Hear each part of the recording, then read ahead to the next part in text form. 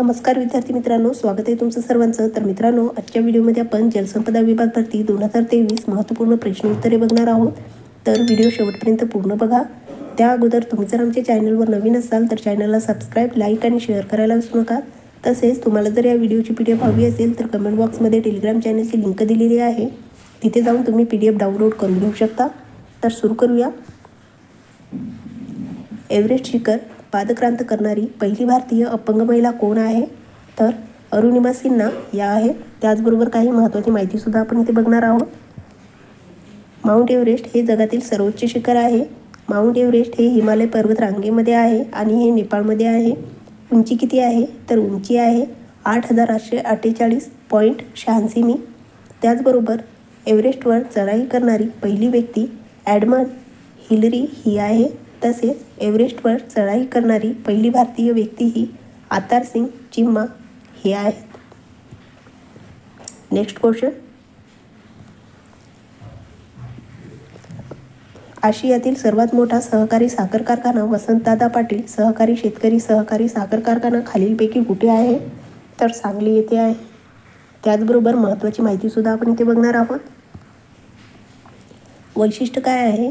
तर वैशिष्ट्य आहे आशियातील सर्वात मोठा सहकारी तत्वावरील साखर कारखाना आहे.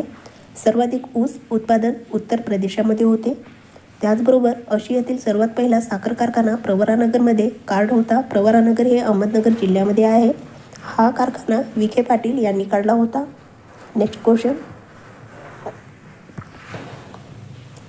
भारताच्या 2011च्या जनगणनेनुसार महाराष्ट्रातील रिकामी जागा जिल्ह्यात किशोरवयीन मुलामुलींची संख्या सर्वात कमी होती.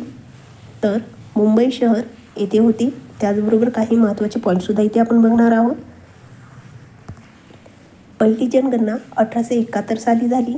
2011 साली झालेली जनगणना 15वी आहे. तर ही जनगणना भारताला स्वातंत्र्य मिळवल्यानंतर 7वी आहे. भारतातील सर्वाधिक लोकसंख्या 1 नंबर उत्तर प्रदेश आहे, 2 नंबर महाराष्ट्र राज्याची आहे. त्याचबरोबर सर्वात कमी लोकसंख्येचे राज्य व केंद्रशासित प्रदेश हे लक्षद्वीप आहे आणि सर्वात कमी लोकसंख्या ही सिक्कीम राज्याची आहे. Next question. भारत सरकारच्या कोणत्या मंत्रालयाने ऑक्टोबर 2020 आयुष्यमान सहकार योजना सुरू केली? तर कृषी आणि शेतकरी कल्याण मंत्रालयाने सुरू केलेली आहे. Next question. प्रार्थना समाजाचे मुख्यपत्र कोणते होते? तर सुबोध पत्रिका हे प्रार्थना समाजाचे मुख्यपत्र होते. त्याचबरोबर काही महत्त्वाचे पॉईंट. प्रार्थना समाजाची स्थापना 31 मार्च 1867 झाली. त्याचबरोबर प्रार्थना समाजाची स्थापना डॉक्टर आत्माराम पांडुरंग तरखडकर, दादोबा पांडुरंग तरखडकर या तरखडकर बंधूंनी केली. अध्यक्ष कोण होते? तर डॉक्टर आत्माराम पांडुरंग तरखडकर हे याचे अध्यक्ष होते. Next question. पद्मा सुब्रमण्यम हे एक रिकामी जागामधील प्रसिद्ध नाव आहे. तर भरतनाट्यममधील आहे. त्याचबरोबर काही महत्त्वाचे पॉईंटसुद्धा आपण इथे बघणार आहोत. पद्मा सुब्रमण्यम ह्या शास्त्रीय भरतनाट्यम नृत्यांगना आहेत. तर पुरस्कार कधी मिळाला ते सुद्धा आपण इथे बघणार आहोत. पद्मश्री पुरस्कार 1981 मिळाला. त्याचबरोबर पद्मभूषण हा पुरस्कार 2003 मिळालेला आहे. Next question. भारतीय राष्ट्रीय काँग्रेसचे पहिले अधिवेशन कुठे घेण्यात आले होते? तर मुंबई येथे घेण्यात आले होते. त्याचबरोबर काही महत्त्वाची माहिती. हे अधिवेशन 28 डिसेंबर 1885 घेण्यात आले होते. पहिल्या अधिवेशनाचे अध्यक्ष वेमनचंद्र बॅनर्जी हे होते. पहिल्या अधिवेशनाला एकूण 72 प्रतिनिधी उपस्थित होते. Next question.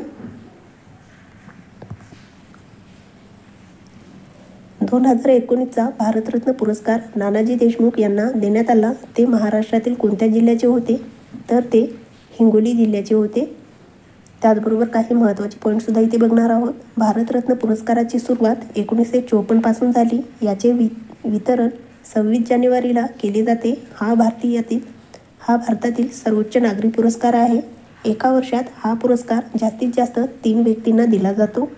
त्याचबरोबर प्रथम विजेते कोण आहेत ते सुद्धा आपण इथे बघणार आहोत.